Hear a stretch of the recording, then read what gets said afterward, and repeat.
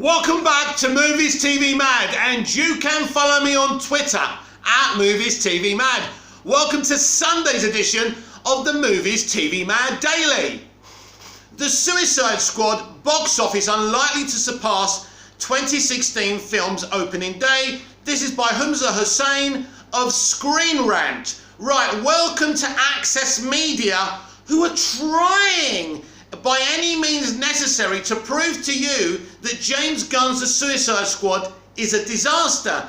In terms of box office, it is a disaster. And let's talk about Free Guy that made exactly the same opening domestic weekend, and Access Media are jumping about, they're popping the champagne corks like they've done really well, because apparently they were projected for 16 million and they made 26 instead. Happy days, they made 26 million. But apparently that film's not a flop, that's not a disaster. But a week earlier, 26 million was a disaster for James Gunn's The Suicide Squad. I understand James Gunn's The Suicide Squad cost 180 million and Free Guy probably cost, what, 100 million, maybe a little bit less. It doesn't matter. I want you to think about this very carefully. 26 million. That means in the next 3 weeks, it has to get more than 100 million. How's that going to happen? And even if it just surpasses 100 million, it's not much of a profit. This is not about The Suicide Squad. This is about cinema in general. It's dead. It's in trouble during this pandemic. This is not about The Suicide Squad. The Suicide Squad's lifetime gross at the domestic box office is reportedly unlikely to surpass the 2016 Suicide Squad's opening day collections. The Suicide Squad's lifetime box office gross is unlikely to surpass the 2016 Suicide Squad's opening day. Warner Brothers' first go-around with the Suicide Squad property came in 2016 when David Ayer directed the film that introduced the world to Margot Robbie's Harley Quinn. Despite promising trailers, the film was ultimately trashed by critics, who gives a fuck what they think anyway, and audiences. Well, no, many audiences loved it for its clunky narrative and the fact it lacked an R-rated approach. Ayer himself shared how his cut was altered by studio interference. However, despite the poor reception, the intriguing promotional materials led to the film becoming a box office hit, with an opening of 133.7 million before finishing out its run with a worldwide total of 746.8 million. Now that's a fantastic box office, whatever way you look at it. But there was no COVID pandemic, and there was no HBO Max. We must be clear about this, but these journalists are trying to prove something. And I don't understand, they're trying to make this a dceu problem, a Suicide Squad problem. No! The film made 26 million because we're in the middle of a fucking pandemic. We've got a variant, we've got a Delta variant. In America, it's hitting America hard, nearly as bad as it hit India at the time. Please don't tell me this is a DCWB problem. This is all about agenda. The tale of James Gunn's The Suicide Squad has been a very different one when compared to the 2016 film. Gunn was given creative freedom to create his sequel, mostly reboot of... They're still calling it a reboot of The Suicide Squad, and the film has received rave reviews, currently sitting on a 91% Rotten Tomatoes score. However, after setting a box office record for R-rated films during its preview screenings, The Suicide Squad grossed a disappointing 12.1 million on its opening day. It then had the second lowest DCEU opening weekend, with 26 million falling short of its projection of 30 million. Yeah, falling short, just short. Opening, many factors are said to have played a part. Played a part in its poor opening, including the Delta variant, and it appears things aren't looking up for Gunn's Suicide Squad. Film industry analyst Gitesh Pandya, now this is funny, right? Gitesh Pandya last week said heads should roll at Warner Brothers for the opening of The Suicide Squad. This week, he's jumping about popping the corks for Free Guy that made exactly the same money. Agenda, people. Agenda. Tweeted the latest update of The Suicide Squad's declining box office numbers by writing that the film has reportedly plunged 81% on its second Friday, which Pandya writes is among the largest drops of any film all year. Even more surprisingly, Pandya writes that the 10-day collection of the film should stand at around 42 million, and its lifetime gross will likely not even surpass The 64.9 million opening day of Air's Suicide Squad. Pandya's full tweet can be seen below. Source tells me the Suicide Squad plunged 81% on its second Friday to 2.25 million, among the largest drops for any film all year. The second weekend box office should be 7.8 million for weekend decline of 70% and 10-day Kim of 42 million plus. Lifetime gross unlikely to surpass 64.9 million. The opening day of 2016 Suicide Squad. They will not accept that there's a Delta variant. They will not accept anything, and they won't talk about. They will not talk about HBO Max, the amount of money this film's made on subs and sponsorships, because it doesn't suit their agenda. The fact Guns of Suicide Squad may not even surpass the 2016 film 64.9 million opening has to be a big disappointment for Warner Brothers. Of course they're going to be disappointed. They're in the middle of a Delta variant. You know, Delta variant, pandemic. They knew this was going to happen. Why do you think they did the day and date in the first place? They still made money on the film via streaming. But you're not going to talk about that, are you? As the film has seemingly ticked all the boxes when it comes to correcting the mistakes made with the original story, also considering the big drops of Black Widow and Space Jam: A New Legacy, and the fact Guns film is available on HBO Max for free as well, a considerable box office drop was expected. However, an 81% Friday to Friday drop on top of a week opening is a big surprise. It's not a big surprise. You fucking liars. You fucking liars. You morally bankrupt bastards. Anyway, dropped on top of a week opening is a big surprise when considering the film's early projections. In addition to the Delta variant and its release on HBO Max, experts have cited its unclear marketing. It's unclear marketing. Are you journalists? Experts? What experts?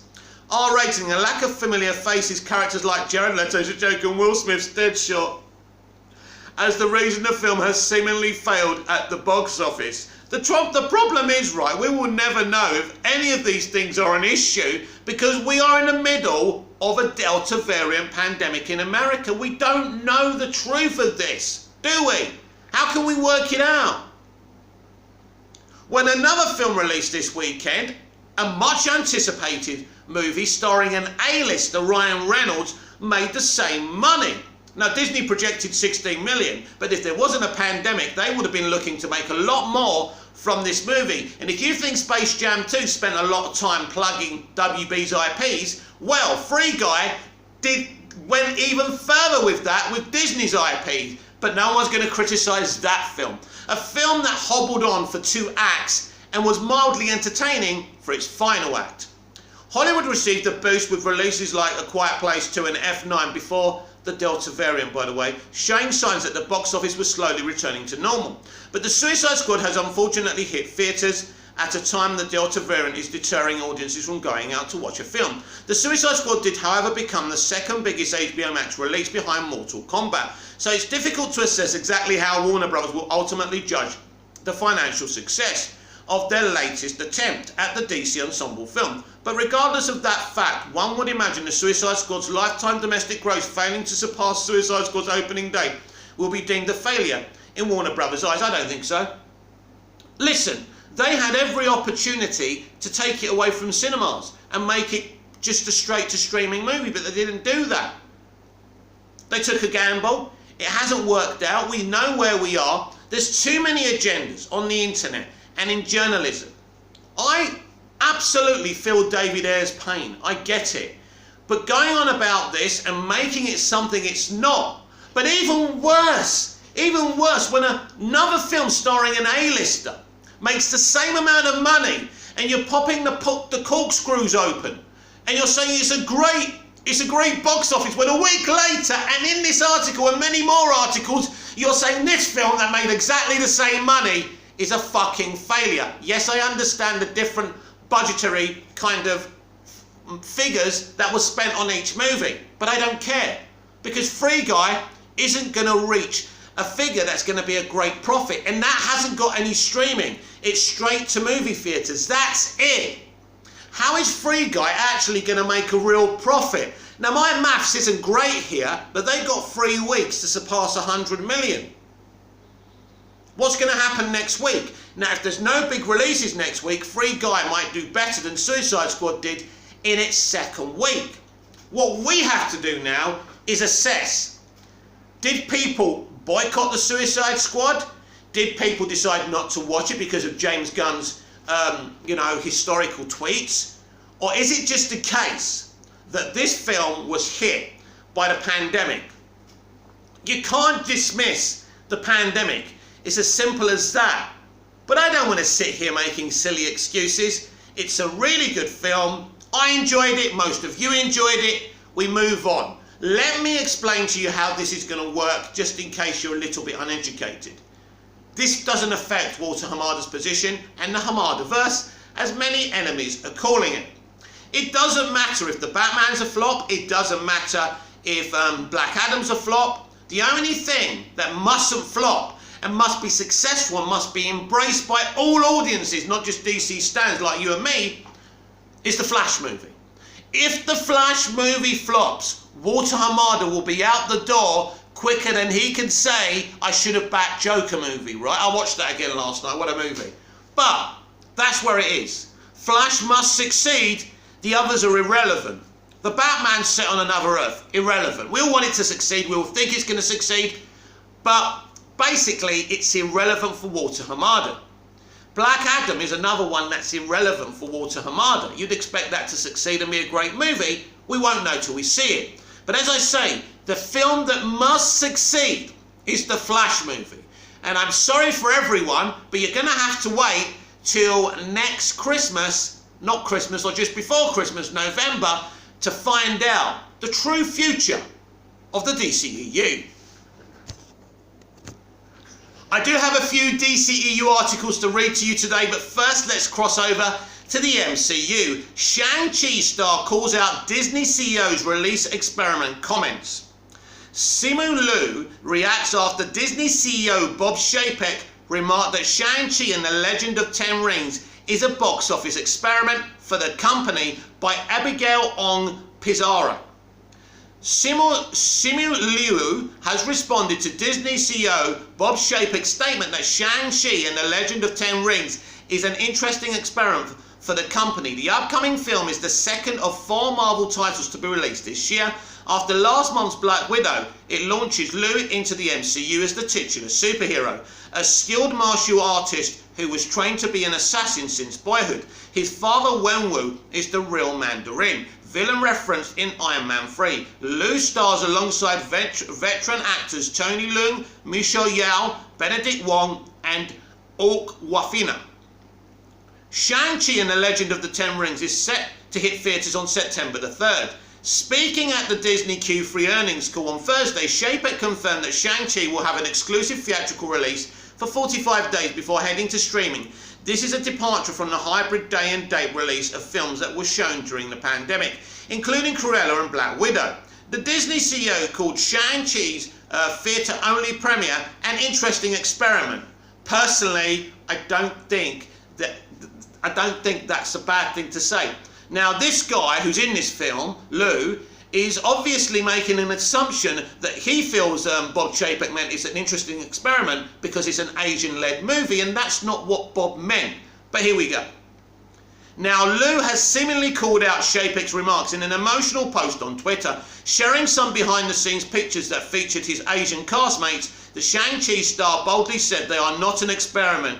Instead, Liu stated that they are underdogs and underestimated. He ended his post by promising to make history on the film's premiere on September the 3rd. Liu also took to his Instagram, directly quoting Chapek's interesting experiment remarks. Read Liu's tweet below. We are not an experiment. We are the underdog. You're not the underdog. You're part of the MCU, mates. Means you're not a fucking underdog. The underestimated. You're not the underestimated because you're part of the MCU. You should at least make the same 26 to 30 million that Suicide Squad did and Free Guy did. You could even do more than that. Now, I know that this film, The Legends of the Ten Rings, Shang-Chi, actually is projected for a really low opening of 15 million. I don't believe that for 1 minute. This is an MCU movie. MCU stans and fans will come out to support anything MCU. So I actually project this film will make maybe more than 30 million, despite the variant, the Delta variant. And I know what I've been saying about Suicide Squad, but this is the MCU. This is a big hitter. It's as simple as that. People don't come out to support the DCEU consistently like they do the MCU. We know that. You know, people are going to have to be convinced about the DCEU. And there's been too many wrong turns, whether we like to admit it or not. The underestimated. We are the ceiling breakers. We are the celebration of culture joy that will preserve after an embattled year. We are the surprise. I'm fired the fuck up to make history on September the 3rd. Join us. We are not an interesting experiment. But we are not an interesting experiment. Now, this is from Instagram. He's added that, and all the rest is exactly what I've read out to you. Interestingly, the theatre-only release of Shang-Chi and the Legend of the Ten Rings comes amid a spike of new COVID-19 cases due to the Delta variant. It also comes amid Scarlett Johansson's controversial Black Widow lawsuit against the company for how it handled the day and date distribution of that movie. However, it appears that Disney wanted to push a theatre-only release for Shang-Chi under the assumption that the pandemic would be more controlled by the fall. Disney execs didn't anticipate the virus news surge, and as Chapek explained in his speech, it is now logistically too late to change the movie's release strategy. That's amazing. It's not too late to abort it though, is it? And delay it, surely. Without the pandemic, the theatre-only release would definitely make Shang-Chi and the Legend of Ten Rings a major cultural event. However, at this point, many moviegoers, especially those with children, may be less than thrilled to go to the cinemas and put their health at risk. While Liu is fighting to showcase his culture on the global scene, this will surely dampen the profitability of Liu's MCU debut. Despite this, it is important to note that Shang-Chi has already made history as the first superhero movie to have an Asian-led and a predominantly Asian-American cast. Even without the box office numbers, this is already a remarkable feat worth celebrating. Bravo! Well done! Look, I'm happy for them. And, you know, the trailers look awesome. This looks like a bloody good movie. And this is why I believe, if you're really interested, Disney and Bob Chapek and Bob Iger, in Asian representation, you need to abort the release of this movie and wait till next year. I don't know when you would put it. You need to wait for the box office to fix itself, because this could end up so bad. Because I don't believe it's going to reach about 15 million opening. I can't see that. Why? It's an MCU movie, and I know about the Delta variant, but this is the MCU. But if it does reach those projected figures of 15 million, now, shall I tell you why I don't believe, right, it's going to reach 15 million? Think about this. They projected the same opening domestic box office for Free Guy, and they did it on purpose because they knew it would get a little bit more than that, then they could boast about it. Even though 26 million doesn't really, I don't know how it gets to the profitability that Disney need, because they still would have spent 100 million for Free Guy. But they're doing the same thing with Shang-Chi. So when it gets to maybe 30, 40 million or whatever it does, right, they can say, oh my God, it's gone above projections. They're doing it on purpose. You've got to see through these fucking people. But this is my other opinion. I don't want to hear people emotionally blackmailing people to go and see a film during a pandemic just because it's Asian-led. Now, I don't really go and watch MCU films in the movie theatres. I wait till they're on Blu-ray. I'm not an MCU stan. I like them. I've got all the films in my cupboard, as I always say. But at the end of the day, I'm not going to go to this. I'm not desperate enough to see this film in theatres. I was desperate to see the Suicide Squad because it's part of the DCEU. I'm glad I did. I really enjoyed the film. It's a great movie. It's made a profit through HBO Max, and that's the end of the debate. But this outburst, to me, from the star of this film, I mean, he's dissing his own boss, basically. You know, is there a conspiracy here to oust Chapek and bring Iger back in? And this is why he's come out? Personally, I think he's got the wrong end of the stick, and Chapek was talking about the financial element, not because it's Asian-led. And I think this guy, this actor, has got his knickers in a twist, and that's unfortunate. The Flash movie set photo reveals key Barry Allen location. New set photo from The Flash shared on Twitter shows London Senate House dressed up as the Central City Research Centre for the upcoming DCEU movie by Nico Marone of Screen Rant. A new set photo shared on social media has revealed a key location in Warner Bros.' upcoming superhero film, The Flash. The Flash represents Ezra Miller's first solo outing as the eponymous hero since joining the DC Extended Universe. Here we go again. We need to get a previously again, don't we? In 2016, in Batman vs Superman, Miller has since reprised the role for a brief cameo in Suicide Squad, and fully in 2017's Justice League, and the actor also went on to appear in the Arrow finale and crossover event Crisis on Infinite Earths, which was a great treat for all fans.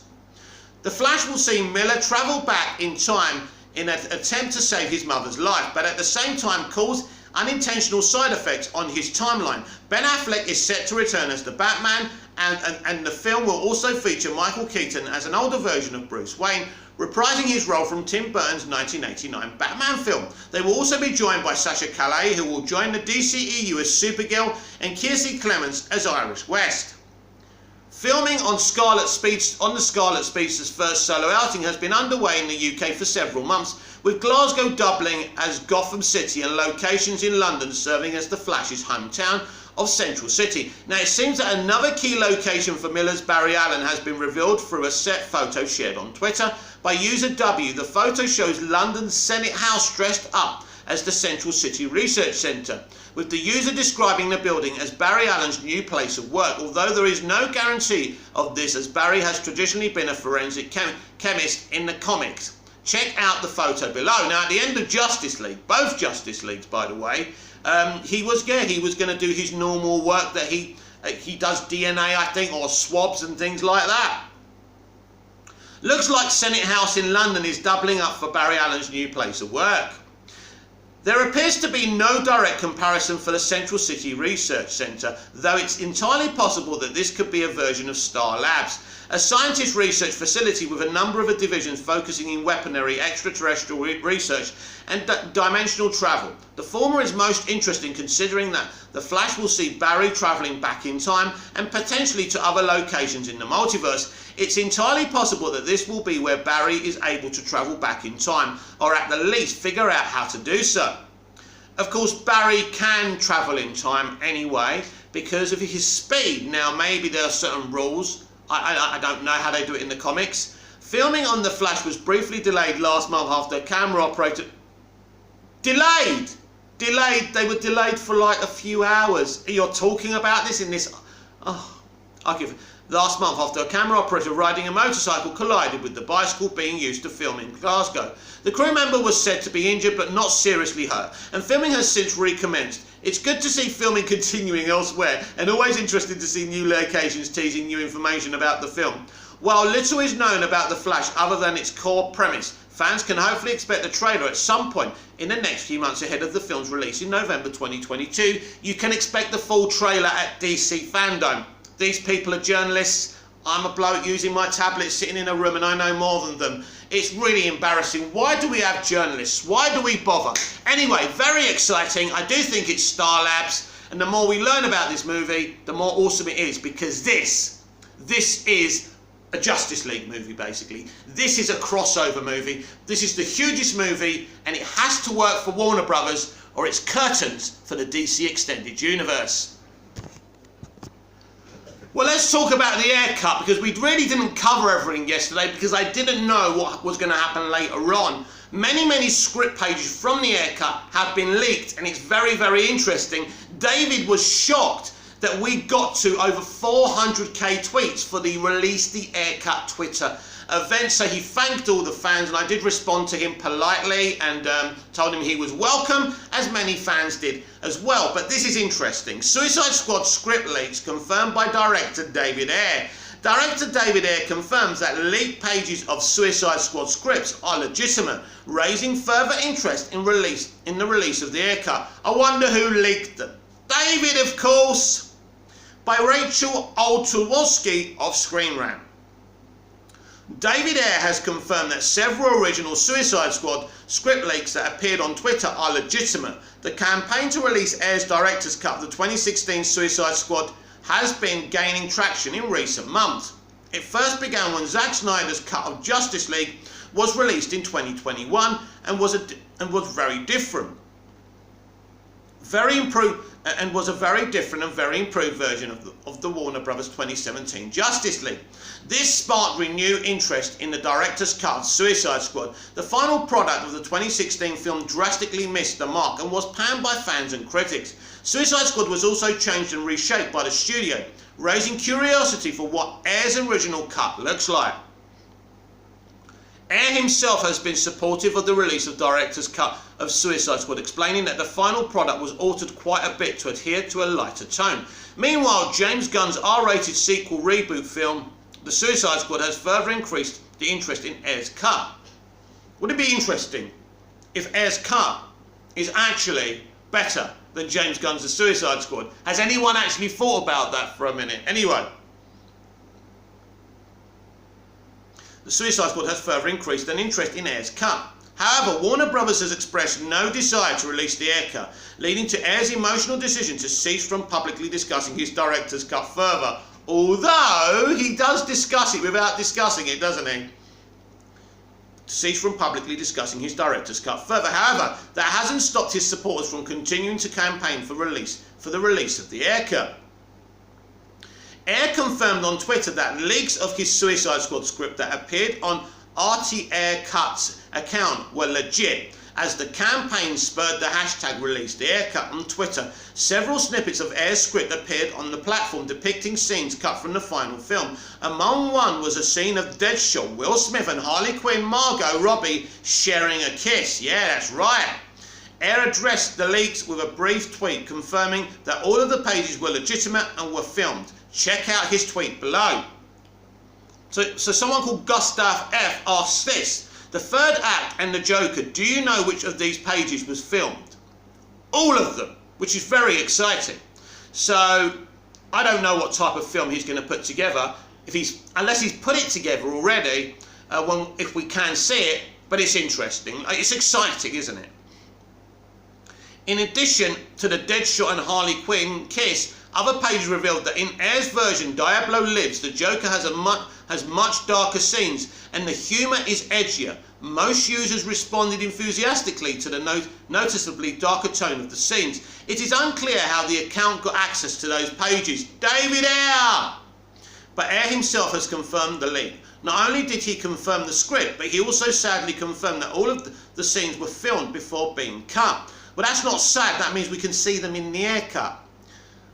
The leak and ensuing support illustrate that Ayer's decision not to speak publicly about this work is far from the end of the campaign to release Ayer's Suicide Squad cut.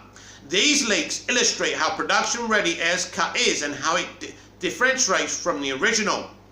Overall, the push to release the Ayer cut is still gaining momentum. Whether the pressure will prove effective in developing Ayer's cut is unknown, but it is certainly succeeding in offering support to Ayer. It's quite an emotional topic knowing that Ayer put his heart into the film only to see it reworked into something else entirely. While Warner Brothers has remained stoic, fans and colleagues alike have continuously spoken out to support his work. Suicide Squad's Jay Hernandez is one among many who offered support for Ayer and even expressed his own dissatisfaction with the studio's cut. Meanwhile, the leaks confirmed that there was a darker, edgier side to Ayer's Suicide Squad that may have suited itself well to the film's premise. As the support continues, it validates Ayer's work and his vision and adds more fuel to the fight to release the Ayer cut.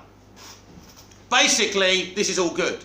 There's nothing negative about this. This stuff was shot. That means we can see it in David Ayer's movie. Now, I don't know the length of David Ayer's movie. I don't think it's going to be anywhere as near as Zack Snyder's Justice League Snyder Cut, but it's a film we haven't seen and he deserves his vision to be shown to an audience who wants to see it. I believe it will be greenlit if it hasn't been greenlit already. I think we are heading for an announcement, so please attend DC Fandom because I think that's the place we're going to find out that we're finally going to see the Ayer cut.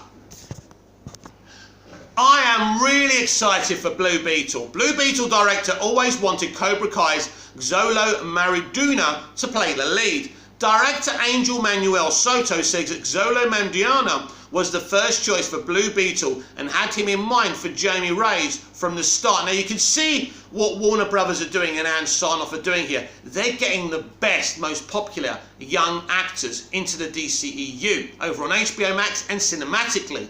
Sasha Calle as Supergirl. This guy from Cobra Kai, one of the most popular shows on streaming right now. They're populating this. The Batgirl casting, is it Leslie Grace? Another popular young actor. This is a very, very clever tactic by WB Insanov.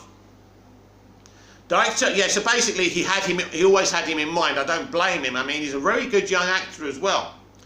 Blue Beetle director says he always wanted Xolo Mariduna to play Jamie Reyes. First created by Fox Comics, DC obtained the rights to Blue Beetle in 1983 before the publisher took over the superhero. It had already had 2 incarnations. Still, DC Comics again updated the character in 2006's Infinite Crisis 3. Introducing Jamie Reyes as its latest version, the teenager transformed into the eponymous metahuman after encountering the original Blue Beetle Scarab, morphed into a battlesuit. Over the years there have been scattered attempts at bringing Blue Beetle to life, but the appearances have largely remained limited to some animated Teen Titans movies, a brief role in the final season of Smallville. However, with Warner Brothers and DC Films expanding their DCEU cinematic franchise, Reyes will finally get a showcase of his own alongside Barbara Gordon's Batgirl. Great castings, popular young artists. This is a great move and a great tactic. As announced last year, a film centered around Jamie Reyes' Blue Beetle is being fast-tracked for release on HBO Max, with Gareth Dunnett Aloka serving as screenwriter and Charm City King's Helmer and Angel Manuel Soto attached as the director. Until June, casting details for the movies were slim, but then rumours broke and that Cobra Kai's Mariduna was being eyed for the leading role. Mariduna was officially confirmed for the part earlier this month. Now, the executives at DC and the film's creators have broken their silence on the actor's involvement in the project. In an interview with THR, DC Films president Walter Hamada and Soto revealed that Mariduna was always the first choice for Blue Beetle. Soto had met Mariduna at Sundance a few years ago and he had him in mind for the role of Jamie from the moment he signed on to direct the film. Hence, Warner Brothers didn't need to go through the regular elaborate procedure to find their superhero. Rather, Mariduna was finalised to Jamie Reyes very quickly. Soto explained, his persona is pretty much the character of Jamie Reyes. It was a natural fit. Interestingly, as the honest trailer for Cobra Kai has highlighted, Mariduna was a popular fan cast for the Marvel hero Nova. Haha, you lost him. A character that shares similar origins to Blue Beetle. Hence, when Mariduna was announced to play Jamie Reyes, fans got immediately excited as they had already been imagining the popular teen star as a Latinx superhero. Unsurprisingly, Mariduna is now inspiring several pieces of fan art which manifest the actor's comic-accurate casting as Blue Beetle. There is still a lot of that fans don't know about Blue Beetle yet casting Mariduna as the lead was a no-brainer for Soto, but the film still needs to round out the remaining characters in the ensemble, including possibly Booster Gold. Yes please, Jamie's Justice League ally, whom he frequently partners with. With no talents attached to the project so far, it will probably be quite a wait before Blue Beetle sets its premiere, but fans should still look for references to the film and a possible setup in James Gunn's upcoming Peacemaker series. Well, that's interesting. That's out of the blue. I didn't expect to hear that, but that makes me even more excited for Peacemaker. As in the comics, the titular anti-hero Christopher Smith played an important role in mentioning Jamie to find his strengths and powers. Look, very excited for Blue Beetle and Batgirl and Peacemaker all over HBO Max. Streaming is the future, whether you people like it or not. No one knows their figures, nobody knows how many people are watching, you'll get ratings, but that's the future. The cinema is dead. Now, if they can revitalise it after COVID, and who knows how long we're going to have to wait for that to be over, I don't know. But I'm very excited for DC on HBO Max. Wow, this must be the most of the DCEU updates I've had for you on the Movies TV Mad Daily for at least a week or two, right? So this is the final one of today's episode. Shazam 2's Rachel Zegler says fans haven't guessed her character yet. Rachel Zegler was confirmed to star in Shazam Fury of the Gods in February, but the actress says no one has been able to guess her role yet. I do know her role, but I'm not allowed to tell anyone.